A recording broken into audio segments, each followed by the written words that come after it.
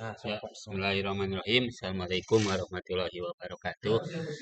Pada pertemuan hari ini kita akan membahas tentang bagaimana cara pembuatan laporan arus kas atau dikenal dengan cash flow. Di dalam pembuatan laporan arus kas yang perlu disiapkan oleh kalian itu adalah data closing trial balance tahun berjalan dengan data closing trial balance tahun sebelumnya. Selain itu, data yang perlu disiapkan adalah laporan perubahan modal. Nah, data-data tersebut oleh kita akan dimasukkan ke dalam laporan arus kas atau cash flow. Namun sebelum ke cash flow, alangkah baiknya kita membuat neraca comparison. Di mana neraca comparison ini ditujukan untuk mempersiapkan data untuk pembuatan laporan arus kas atau laporan cash flow. Bagaimana cara pembuatan ke dalam neraca komparatif? Cara mencatat ke dalam neraca komparatif yaitu dengan cara memindahkan data cash flow tahun berjalan.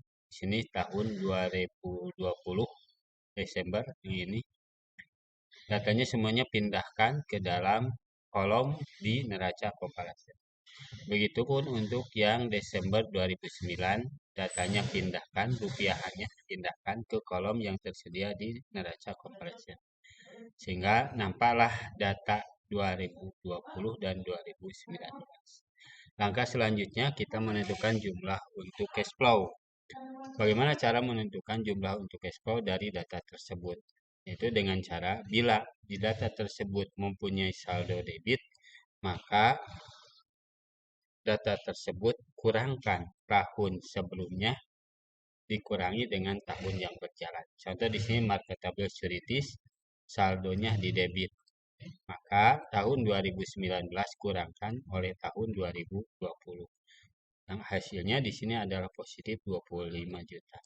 Tanda positif 25 juta itu menunjukkan bahwa kas di perusahaan bertambah. Adanya penambahan kas di perusahaan.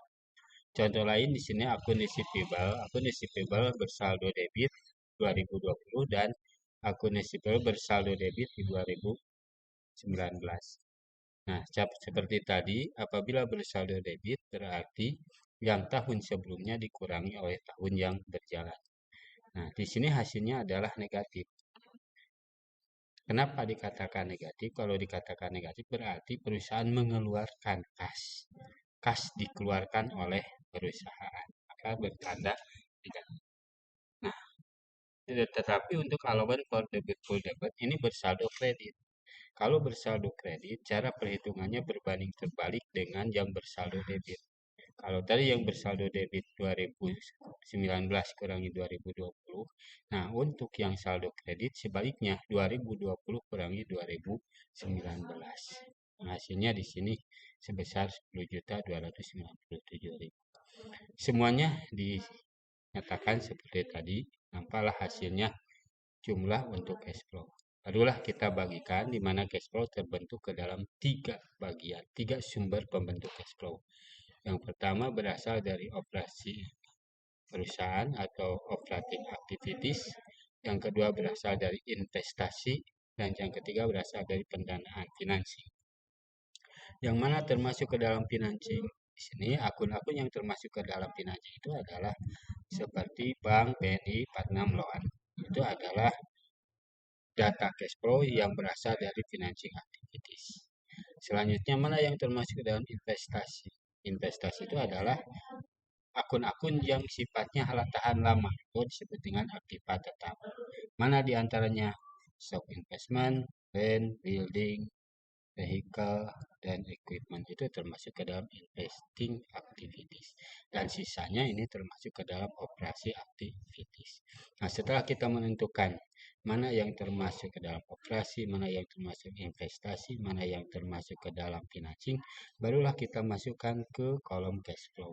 Di cash flow terdiri dari dipisah-pisahkan berdasarkan bagian-bagiannya.